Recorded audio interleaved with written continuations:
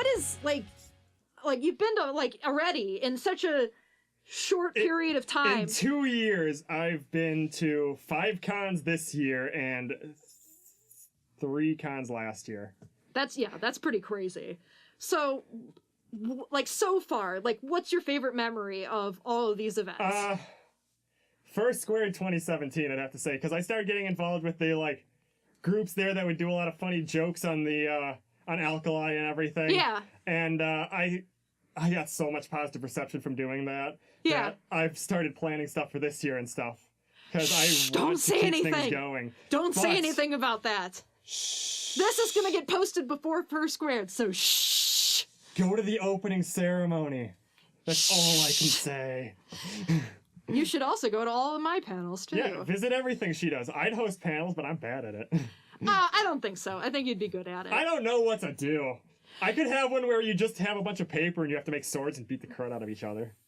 Hey, that sounds like a pretty good thing. But Fauna already kind of has that with her cats in boxes.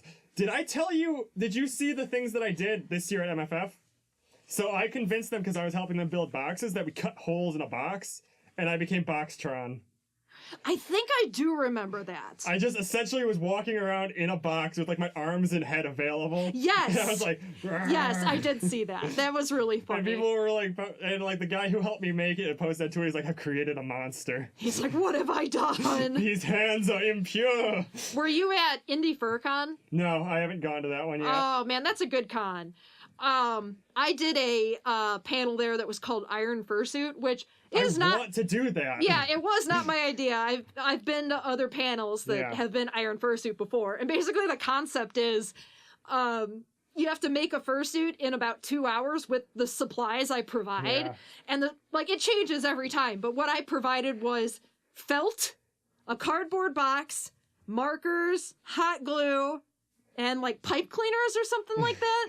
Oh, yeah, and it was like all these different types of duct tape and stuff like that, and it was pretty impressive, like, what people are able to do in, like, 2 hours. And it was, like, teams of 10. Yeah. And they had to, like, but it was actually really cool. And then we had this, like, mock fursuit parade where we, like, had to march them around. And that was part of the grading, was durability. Like, could this, like, potentially hold up? Are you doing that at First Squared? No, I don't know if I want to do it, like, right away again. That sounds fun, and I'd love to do it. I'm already kind of involved with a lot of stuff at First Squared already, so I didn't really want to overload it. See, I didn't know if they were doing that, because otherwise I would have maybe thought about doing that as a panel. Oh, yeah, no, that would have been fun. I don't know if they're still accepting panel stuff. It's probably too late. I think that they're still, like, accepting programming, but it might be, like, too late to... Yeah, I couldn't get that big of an event in. It'd probably be, like, a 30-minute thing, and I wouldn't have time. First Squared has definitely got, like, some of, like, the best paneling out of, like, any convention I've ever been to. It's run by comedians. I know the issue is, though, there's some rooms that people just don't go to. Yeah, that's kind of a problem, too. But I'd say for the most part, it's pretty well spaced out. The only time I went over there was for snacks. Yeah, I mean, it really just depends. But yeah, no, I've always really liked that con. It's my favorite con. It's like the thing. It's the only con I've actually cried about having to leave. Oh! And been super happy about going to, like giddy the whole ride there. Yeah, it's always such a great time. That's why, I always make a point to go there. I'm trying to think of what else I was going to say. Please buy me Mike and X. I really like Twix candy bars. I also like free art, and I like... Please get me a free fursuit. And I like puppies, especially puppies that don't shed. I like BMW. I actually like, what do I like? What are they? Why can't I think about it? Bentleys. I love Bentleys. That's my jam. Really? I kind of want more of a Lambo. Yeah, no, that's how Koof is. Koof likes the Lambos. Like, it's so slick looking. It's beautiful. I know, but I like big cars. And like when I like something that's like me. Nice, Rolls-Royce. Very good. That's the one I like, is the Rolls-Royce, too. Rolls-Royce are good, but I like things that are nice and slim and good looking. Dude, like seriously, I have a handicap placard. Watching me try and get into a Lambo is like a freaking comedy act. I'd be like... The issue is, with me, I'd probably have to push the seat all the way back. No, I would look like, okay, in you said you watched It's Always Sunny in Philadelphia. Yeah. One of my favorite episodes is the Christmas episode where Frank gets a Lambo for himself. He gets the Countach.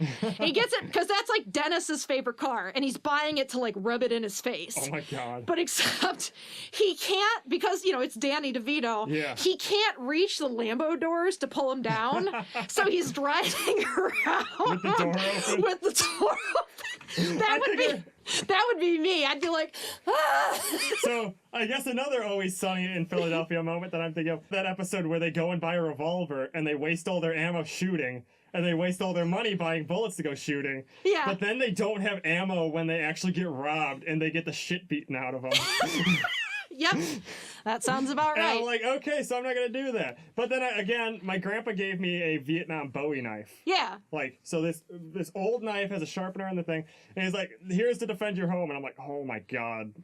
Can you imagine that? This is overkill, but I'm going to use it if that ever happens. Like, imagine if someone broke into your house, they opened the door, and there's you like, you done fucked up. Yeah, you done fucked up. So, here's kind of to get onto the topic of, I like to talk about like nice things on this podcast, because you listen to a lot of stuff. There's a lot of stuff that's like politically charged nowadays, and we don't really want to talk. I don't want to talk about that kind of stuff on the show. So kind of like what I want to see is like, what's the nicest thing anyone's ever done for you? Honestly, I'd have to say it's a big combination. I have a friend, his name is Wolfeltech.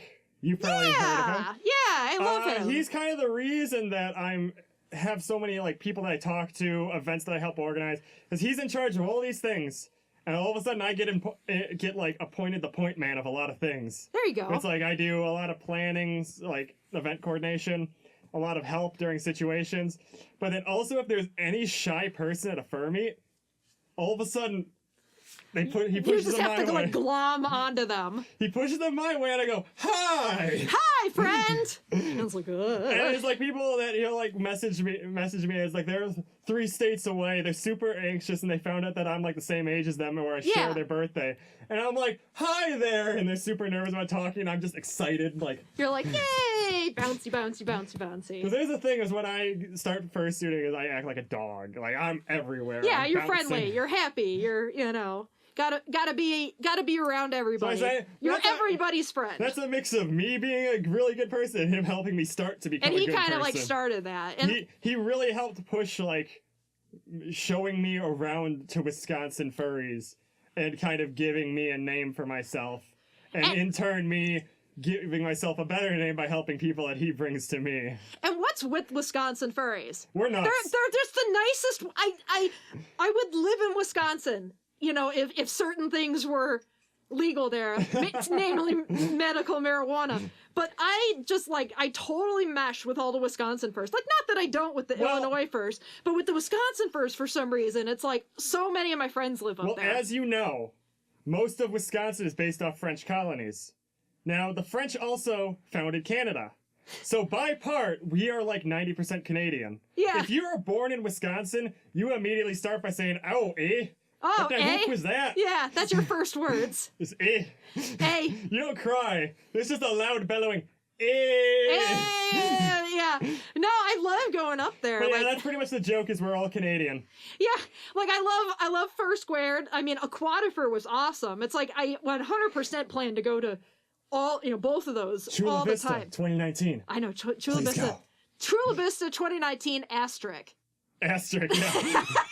We may go back to Kalahari. We don't know yet. We know yet. We like surprises. I know, it's a surprise. That'd be funny if it like switched hotels like every year. That'd be a pain in the butt. I actually submitted that as an idea, as we just hop every time we hop to one of those convention centers. You hotel hop every year, so they can't catch on. Like, I was suggesting, like, you do that, and then you just go down to Waukesha Country Springs, and then go back up. Yeah. No, I mean, like, keep it in Wisconsin Dells. I'm fine with that. Like, I grew up in Wisconsin Dells. Oh, Wisconsin Dells, that was like once a year in the winter, and then maybe in the summer you do a trip there. Oh, no, we went, like, all the time. And it was great. Yeah, like, I grew up in the Chicago area. Yeah. Like, like I said, kind of like... I grew up in the Milwaukee area. I know what it's like. Yeah, like, I grew up, like, like... where the MFF hotel used to be in Schaumburg. So that's like where I used to live until I moved out to Arizona for years and came back. So it's kind of funny that like I glom onto all these Wisconsin people. Maybe they remind me of like my childhood and going up to Wisconsin Dells all the time. I mean, that was Wisconsin people are your escape. I know, they must be. Like, they just remind me of fun. We are fun. I know. You know what happens when you mix the drunkest state and like the cheeseheads? Yeah. Is you get fun, because who doesn't love beer and cheese together? I And know. that can only create a good time. Have you ever had a bad time with beer and cheese? Don't answer that. Not a big beer fan, but oh man, cheese.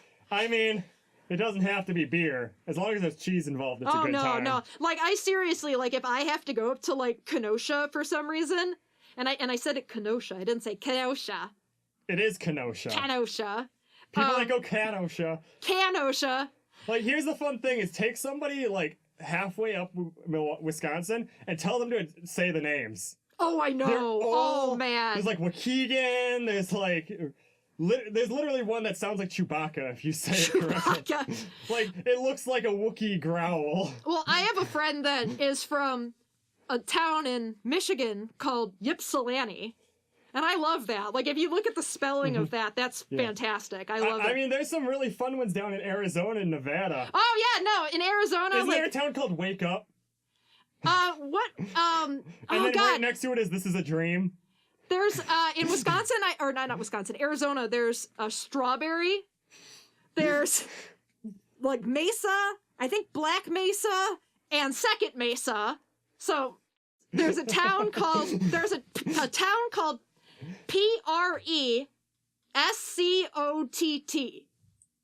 Which, try to say, Prescott, like, it's spelled Prescott. But you say... Prescott. It's Prescott. No, it's Prescott. What the fuck? Sounds like biscuit. So What? Prescott sounds like biscuit. That's how you say it up there. And yeah, they know if you... Because I'm saying that because I watched this video. You know Desert Bus. I love Desert Bus! So there's a VR version of it. Yeah, So I know. I was watching someone do an 8-hour video of it, and they're driving, and one of the guys had up their phone, and they were actually looking up the destination as they're driving past, like, oh, we would have passed this by now.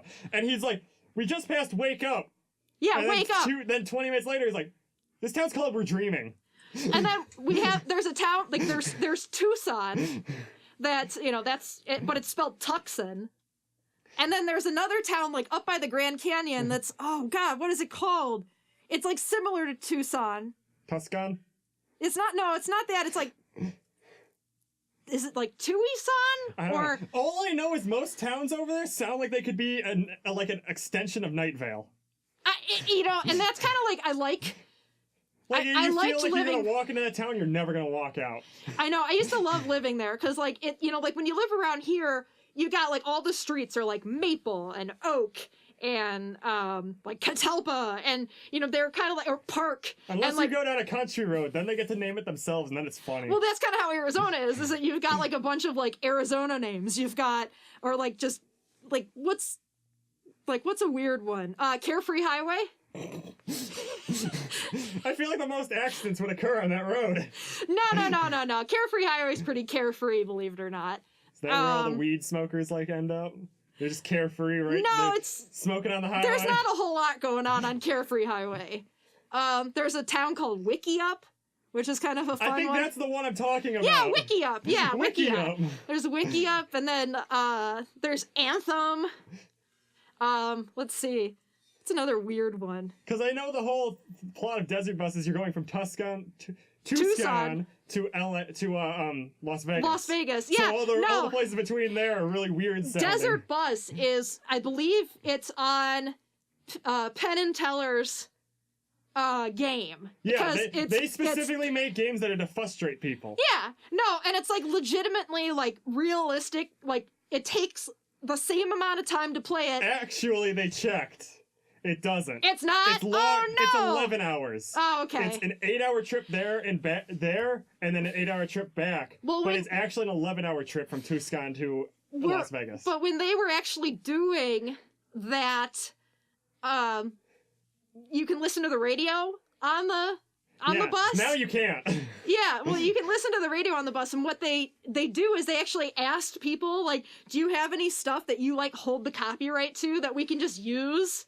So they have, like, people just, like, talking, or, like, you know, people playing music that's, like, you know, their own music that's, like, not copyrighted and stuff like that. Welcome to NPR's episode of copyright infringement. Yeah, yeah, exactly. Like, I think, like, someone, like, just opens up the dictionary and starts reading from it. Oh. Yeah, so... I mean, it's exactly what it's meant to do. It's supposed to make you want to pull your brains out. Yeah, I know. Well, I've done the drive from Phoenix to Las Vegas. Phoenix is about 2 hours north of Tucson. Yeah. And I've done that drive, and I can usually do it in like 4 hours, 4.5 hours to Las Vegas. Legally, you're not supposed to. I don't know. Oh, here's another town in Arizona that you actually go by on your way up to Las Vegas. It's called Nothing. And you know what's there? Nothing. Nothing at all, except a sign that says Nothing Arizona. And yeah, so there's another fun. Yeah, because like I think the further west you go in the United States, like they just gave up trying to name things. Here's the thing. It's like the people of Oregon. Once you get to Oregon, the game's over. Yeah. You get there and like half the people are dead and you're like, fuck it, we're stabbing here. Yeah, just like whatever, it's fine. So like along the way is the people who gave up. Yeah. And so it's like you start out the west, it's like fine. You reach this middle point where it's crazy names. It's the people who like went nuts and they dumped there and somehow formed a civilization. Yeah.